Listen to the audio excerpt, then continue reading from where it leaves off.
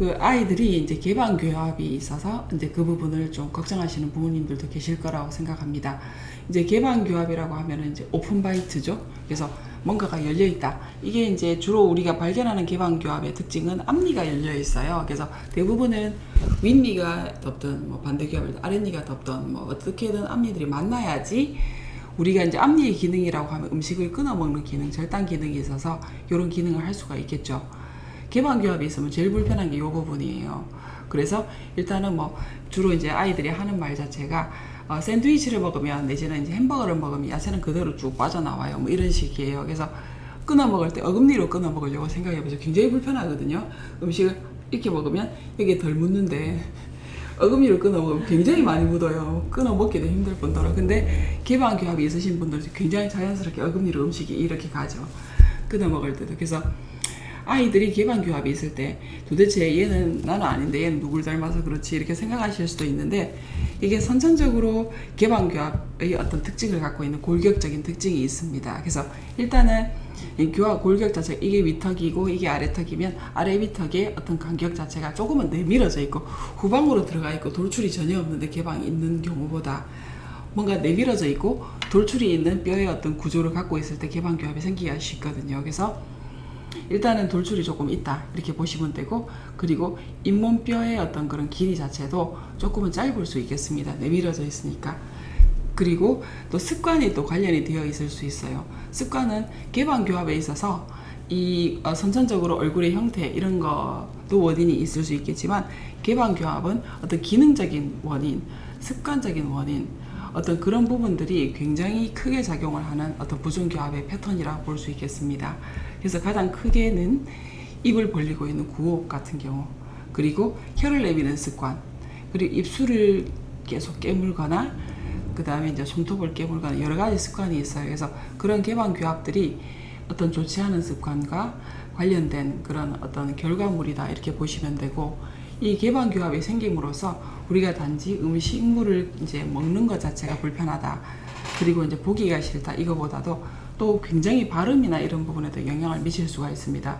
그리고 사람들이 이제 입을 벌리고 한번 집에서 한번 해보시면 되는데, 입이 다물어지지 않은 상태에서 침을 삼키거나 연하라고 하죠. 음식물을 삼키는 거 불가능해요. 그러면 내가 개방교합이 있다 그러면은 스스로 적응이 어떻게 되어 있냐면, 혀가 음식물을 꿀꺽 하고 삼키는 그 순간에 혀가 바깥으로 쑥 나와서 그 개방교합, 그 오픈된 그 부분 스페이스를 혀가 막아주는 그런 기능을 해야지만 음식물을 제대로 삼킬 수가 있는 겁니다. 그러면 어떻게 되겠어요?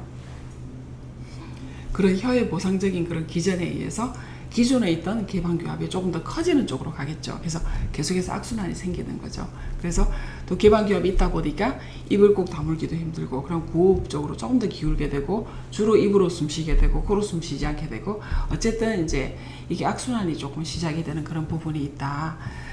그래서 이제 개방교합은 아까 처음에 말씀드린 것처럼 당연히 유전적인 부분, 어떤 뼈의 형태, 아래 위턱의 사이즈, 돌출의 정도 이런 부분들이 관여가 되어 있고 그 원인이 될 수 있겠지만, 약간의 어떤 개방교합의 어떤 그런 소지가 있을 때 습관에 의해서 훨씬 더 심해질 수 있다. 습관에 의해서. 그래서 아이들이 쉽게 무심코 할 수 있는 그런 뭔가를 빤다든지, 그리고 입술을 깨문다든지, 입을 주로 벌리고 있다든지 이런 부분들이 있을 때는 각별히 신경을 쓰셔서 이제 아이한테 너무 스트레스를 주지 않으면서 충분히 습관을 고칠 수 있게끔 그렇게 하는 게 좋겠어요.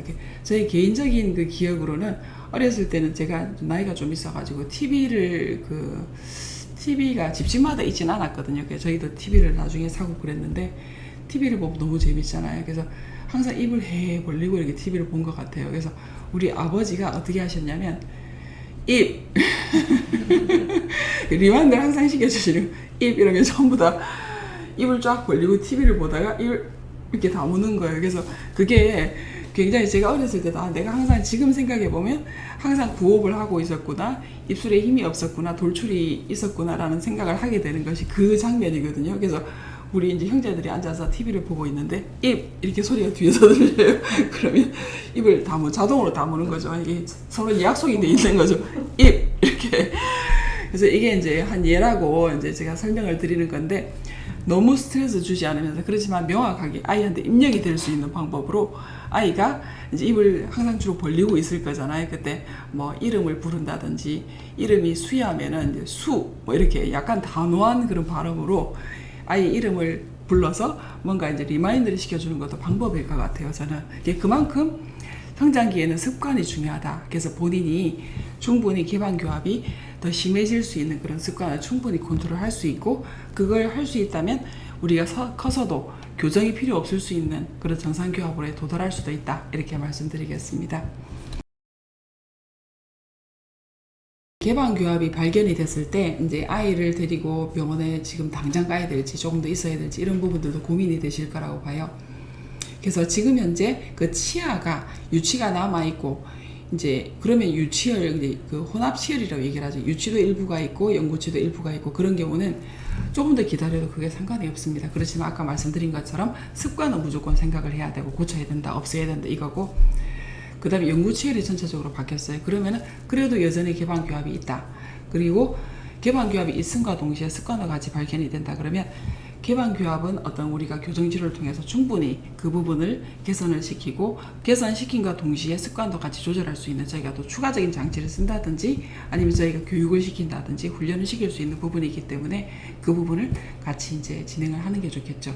그래서 혼합치열기 무슨 말이냐면 영구치도 있지만 유치도 있는 시기는 조금 더 기다려 볼 수 있겠고, 그리고 영구치가 전체적으로 다 있는데 개방교합이 있다. 그거는 조금 더 치료를 적극적으로 생각을 해야 되는 시기다. 이렇게 말씀드릴 수 있겠습니다.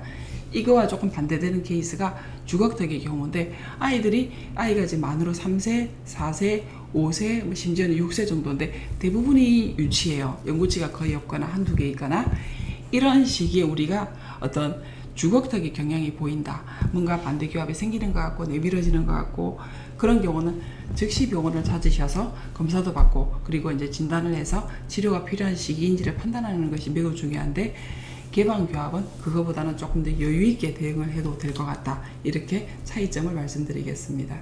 개방교합이 있을 때도 소구치 발치가 필요할 수도 있고요. 그리고 이제 대부분의 경우는 비발치로 치료할 수 있는 경우가 사실 많기는 하고, 그것도 역시 본인이 어떤 골격적인 구조를 갖고 있는지, 어떤 교합의 상태를 갖고 있는지를 봐야 되고, 개방교합일 때 제일 쉽게 생각하면은 앞니들이 이렇게 벌어져 있으니까 장치를 붙여서 이렇게 붙이면 될 것 같잖아요. 절대로 그렇지 않습니다.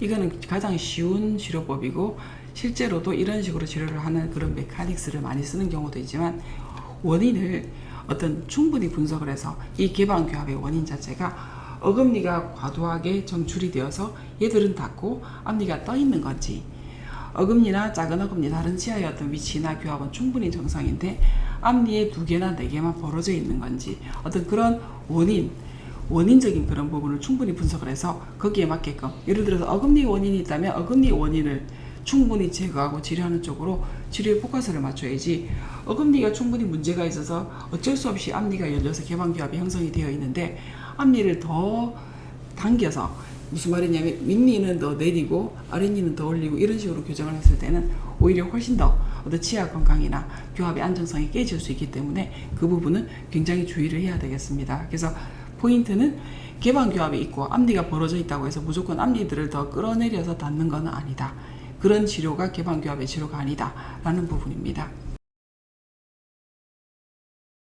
그리고 이제 개방교합을 치료하게 되면 그 습관이 항상 같이 붙어 있기 때문에 가장 중요한 습관의 어떤 유발 그 요인은 혀겠죠. 혀 습관, 그 다음에 호흡의 습관, 입술을 다무는지 안 다무는지. 그래서 구강 구조를 옆에서 딱 생각을 해보면요, 치열이 이렇게 있어요. 치아가 있으면 안에 혀가 있죠. 바깥에는 입술이 이렇게 만나고 있죠. 그래서 치열은 혀와 입술의 중간에 매우 중간적인 그런 위치에 있다고 생각하시면 돼요. 그래서 바깥에서 미는 힘이 세졌을 때는 치열 자체가 안으로 숙여질 것이고, 안쪽에서 혀의 힘이 세다면 바깥으로 벌어질 것이고 스페이스도 생길 것이고, 그래서 이런 개방교합이 치료가 잘 됐어요. 그러면 무엇보다도 중요한 건 일반적인 교정치료 후의 중요성인데, 리테이너, 유지장치를 충분히 잘 관리하고 충분히 끼는 게 첫 번째. 두 번째로는 누구라도 그 전에 있었던 좋지 않은 습관, 부정교합을 유발할 수밖에 없는 그런 습관들을 잘 관리를 해서 그걸 최소화시킬 수 있도록 해야 되고, 만약에 이 자연적으로 컨트롤이 안 된다 그러면 이 습관을 자기가 고치겠다라는 그런 좀 쉬운 방법이 있는데 장치를 하나 더 쓰는 겁니다. 그래서 혀의 위치를 항상 인지를 시켜주고 입술을 다물어야 된다는 거 인지를 시켜주고 그리고 코로 호흡할 수 있는 것들을 충분히 조금 더 쉽게 도와주는 장치가 있기 때문에 이런 것까지 필요할 때는 적용을 해서 고생해서 치료를 했는데 그 치료 결과가 중간에 또 흐트러지거나 재발이 되지 않게끔 좀 주의가 필요하다고 하겠습니다. 개방교합일 때 대부분은 앞니들이 벌어져 있고 뭔가 닿지 않고 공간이 있죠. 이 다물어 했는데 계속 다물어 했는데 다물었어요 했는데 떠 있는 게 개방교합이다. 이렇게 이제 일반적으로 인지를 하고 있는데 실제로 보이지 않는 부분에서 개방교합이 있을 수 있고 이게 전체적인 악궁이 이렇게 생겨져 있으면 앞니는 그런대로 이렇게 앞니가 깊지는 않아요. 어금니 쪽에 개방교합이 열려 있는 경우가 있어요. 그럴 때는 앞니는 떠 있지 않지만 간신히 만나고는 있지만 우리가 눈으로 확인할 수 없는 그 안쪽 부위에서 어금니들이 떠 있다. 어금니들이 만나지 않고 있다. 그러면 이 부분도 역시 앞니의 배열이 문제인 건지 어금니의 배열이 문제인 건지 이걸 또 정확하게 분석을 해서 치료를 해야 되는데 우리가 보이지 않는 부분에 어금니 안쪽으로 입 안쪽으로 공간이 있고 치아들이 만나지 못한다. 그것도 어떤 개방교합에 치료하기 조금 더 어려운 종류의 개방교합이라고 생각하시면 되고 그런 부분들도 사실은 굉장히 중요한 부분이에요. 그래서 어금니 교합이 충분히 안정적으로 기능적으로 제대로 형성이 되지 않으면 이거는 턱관절에도 무리가 갈 수 있는 부분이기 때문에 그리고 저작 효율 음식을 씹었을 때 어떤 그런 힘들 잘 씹히는 그 정도가 굉장히 떨어질 수밖에 없기 때문에 그럼 과도하게 좀 씹어야 되겠죠. 딱딱한 음식 씹으면 근육이 피로하기 쉽고 턱관절이 피로하기 쉽겠죠. 그래서 그런 부분들이 있기 때문에 우리가 보이지 않다 하더라도 앞니 개방교합은 심미적인 이유로 보기 싫고 이상하다 이게 붙어야 되는데 이 정도로 인지가 빨리 된다고 한다면은 어금니 쪽은 그렇지 않은 만큼 더 주의 깊게 보고 어금니 쪽의 개방교합도 치료가 필요하다 이런 부분입니다.